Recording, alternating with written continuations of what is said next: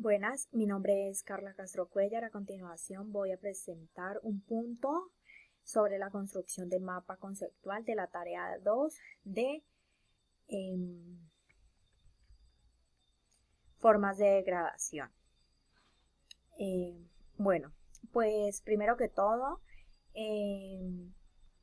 se nos dio un tema que fue manejo y conservación de suelos. De ahí derivaban una clase como de preguntas o interrogaciones, en las cuales se daban cinco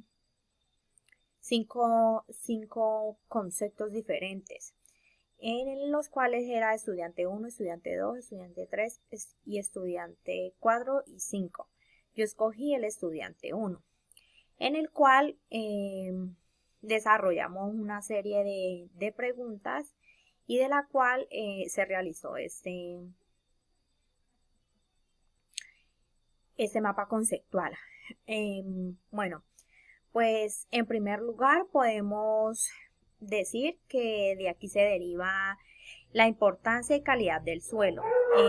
Se habla de cuál es la importancia y concepto de calidad del recurso del suelo.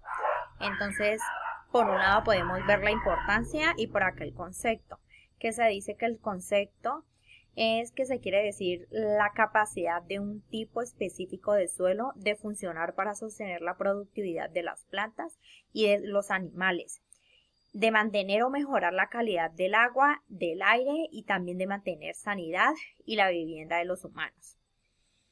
Se dice que la importancia del concepto de calidad del suelo es que es un suelo fértil y sano, el cual provee a las plantas los nutrientes esenciales para que así ella pueda crecer y desarrollarse.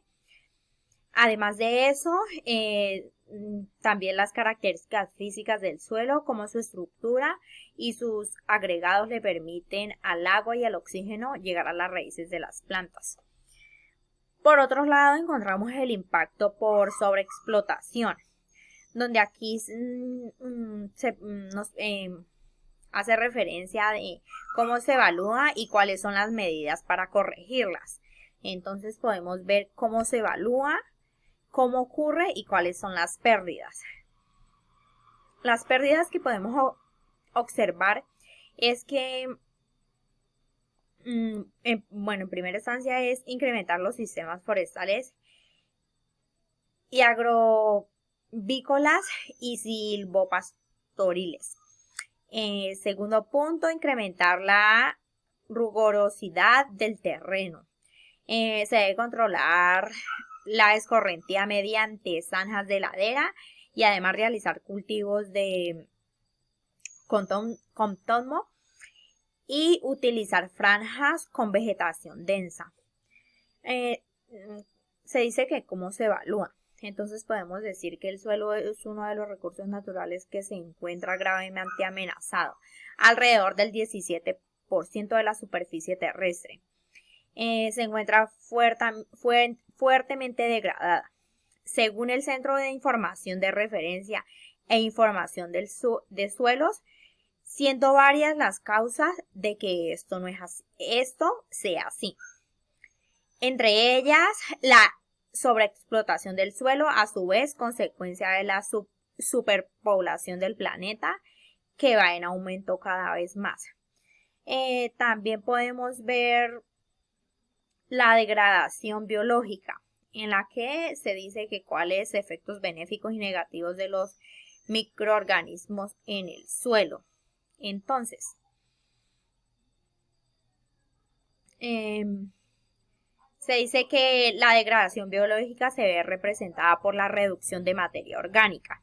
Además, se dice que son millones los microorganismos que podemos encontrar en una pequeña muestra de suelo, aunque los microorganismos más abundantes son las bacterias, hongos y virus. Además de eso, asociados generalmente a enfermedades de los cultivos. En este encontramos a negativos y benéficos. Los negativos,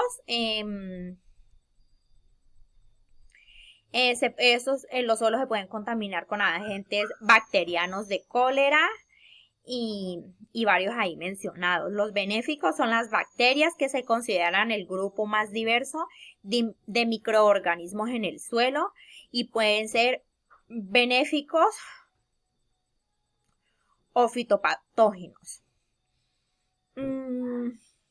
Por otro lado, se dice que los indicadores de degradación biológica del suelo, que cuáles son los diferentes indicadores de degradación biológica del suelo. Entonces, ¿qué son?